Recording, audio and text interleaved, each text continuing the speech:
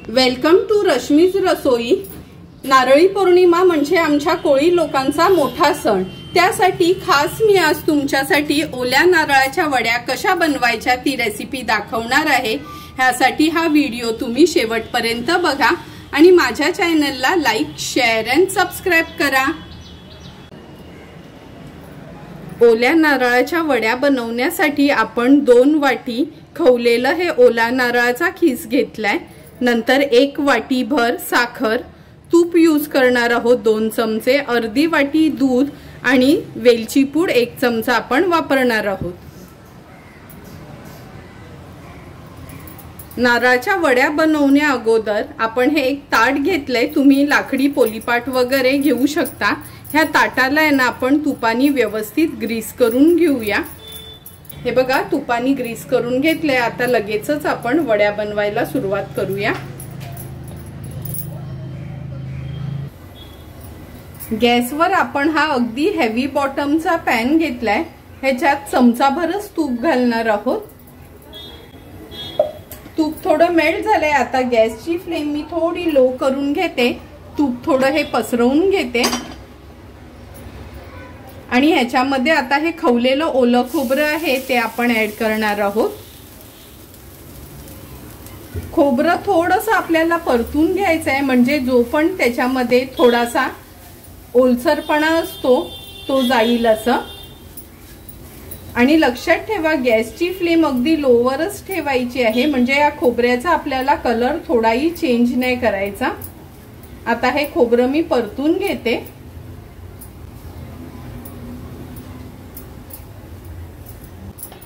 तीन ते 4 मिनिटांसाठी आपण हे खोबरं छान परतून घेतलं, म्हणजे जे पण काय ओलापणा असेल त्याच्यात ते थोडंसं कमी होईल। आता या स्टेजला आपण ह्याच्यात 1 वाटी साखर घालणार आहोत। कोणत्याही कपनी तुम्ही खोबरं मोजाल त्याच कपनी तुम्हाला साखर देखील मोजायचं आहे आणि त्याच कपनी दूध देखील मोजायचं आहे। 2 वाटी खोबरं असेल खवलेलं तर 1 वाटी साखर आणि अर्धा वाटी दूध हे प्रमाण आपण घेणार आहोत। आता व्यवस्थित ह्या सर्व वस्तू आपल्याला मिक्स करून घ्यायचे आहेत। सुरुवातीला गॅसची फ्लेम मी थोडी हाय ठेवते आणि कंटिन्यू आपल्याला हे मिक्स करत राहायचं आहे, म्हणजे खाली लागणार नाही।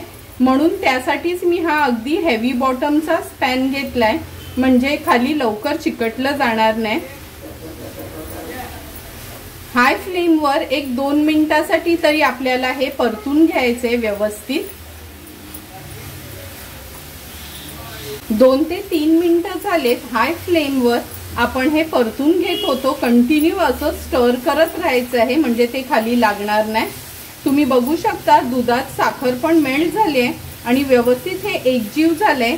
या स्टेजला आता आपण गॅसची फ्लेम लो टू मीडियम वर करायची आहे आणि लो टू मीडियम फ्लेम वर कंटिन्यू हे स्टर करत राहायचंय, म्हणजे कंटिन्यू आपल्याला हे मिक्स करत राहायचं आहे जोपर्यंत ह्याचा एक छानसा गोळा तयार होत नाही तोपर्यंत। 8 ते 10 मिनिटं झाले। हे सारण आपण कंटिन्यू परतत होतो। हे बघा आता थोडंही पाक किंवा पाण्याचा अंश आपल्याला दिसत नाही आणि हे बघा ह्या हेवी बॉटमचा पॅन असल्यामुळे खाली थोडंही लागलं नाही। आता ह्या स्टेजला मी तुम्हाला दाखवते। पहिला थोडासा हा भाग ह्या वाटीत काढते आणि गार झाला का तुम्हाला दाखवते का ते कसं मिश्रण हवं। तोपर्यंत आपण ह्याच्यात ही वेलची पूड ऍड करूया। 1 चमचाभर ही वेलची पूड मी घेतली आहे। ती ऍड केल्यानंतर पुन्हा हे सारण व्यवस्थित आपल्याला मिक्स करून घ्यायचं आहे। वेलची पूड व्यवस्थित आता ह्या सारणामध्ये आपण मिक्स करून घेतली आहे आणि तुम्हाला ह्याची कन्सिस्टन्सी पण दाखवते। थोडं गार झालंय। हे बघा अगदी ह्याचा गोळा किंवा असं लाडू सारखं तयार होईल, म्हणजे हे सारण आपलं एकदम परफेक्ट तयार झालंय। आता मी लगेचच हे सारण ताटावर काढून घेते। गॅसची फ्लेम स्विच ऑफ करणार आहे।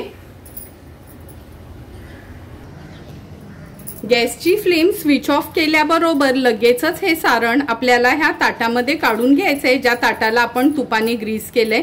हे बघा आणि आणखीन एक तुम्हाला टिप देते। जेव्हा ही अशी पांढरी परत तयार होते साईडला, तेव्हा देखील आपल्याला कळतं का हे आपलं मिश्रण वड्या पाडायसाठी अगदी परफेक्ट झालेलं आहे। आता झटपट असं हे मिश्रण आपल्याला ताटावर पसरून घ्यायचं आहे। थोडं चौकोनी मी करून घेते ह्याला।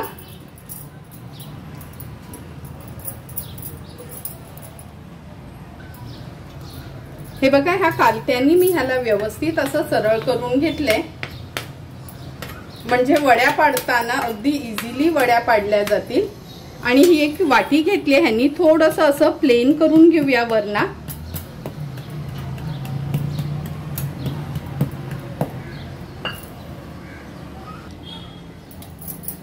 आता हे थोडं गरम असतानाच ह्याच्या आपण वड्या पाडून घेणार आहोत। लहान मोठ्या आपल्याला हव्यात त्या आकाराच्या आपण ह्याच्या वड्या पाडून घ्यायच्या आहेत।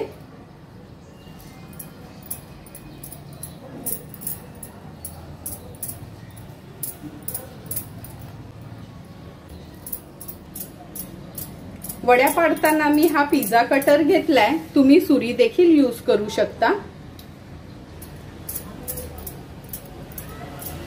चौकोनी किंवा त्रिकोणी आपल्याला हव्यात तशा ह्या वड्या पाडून घेऊया आपण। आणि लक्षात ठेवा, गरम असतानाच वड्या पाडा, कारण का गार झाल्यावर जर वड्या पाडल्या तर एवढ्या व्यवस्थित त्या वड्या पाडल्या जात नाही।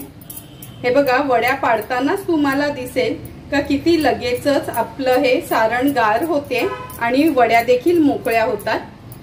पण ह्याला थोडं आपण रूम टेम्परेचरवर आणायचं आहे, नंतरच ह्या वड्या आपण मोकळ्या करून घेणार आहोत। 4 ते 5 मिनिटच झालेत, सारण जवळपास आपलं हे गार झालंय। आणि हे बघा किती इझिली ह्याच्या वड्या देखील मोकळ्या होत आहेत। ह्या मी आता अशा सोडून घेते, नंतर ह्या आपण एका सर्विंग प्लेट मध्ये सर्व करणार आहोत। हे बघा किती सुंदर अशी आपली ही पांढरी शुभ्र ओल्या नारळाची वडी तयार झाली आहे। आता ह्या तयार झालेल्या वड्या आपण सर्विंग प्लेट मध्ये सर्व करून घेऊया। सुंदर अशा तयार झालेल्या आपल्या ह्या ओल्या नारळाच्या वड्या आपण ह्या सर्विंग प्लेट मध्ये सर्व करून घेतोय। तुम्ही बघू शकता, अगदी मोजके आणि परफेक्ट इन्ग्रेडियंट्स जर तुम्ही पण यूज केले तर अशाच तुमच्या देखील नारळाच्या वड्या परफेक्ट होतील।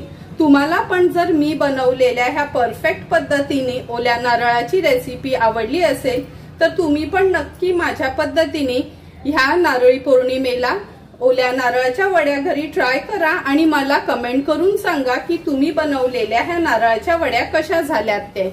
जर तुम्हाला मी बनवलेल्या ह्या ओल्या नारळाच्या वड्यांचा व्हिडिओ आवडला असेल तर नक्की माझ्या चॅनलला तुम्ही लाईक, शेअर अँड सबस्क्राईब करा। Thank you for watching my video.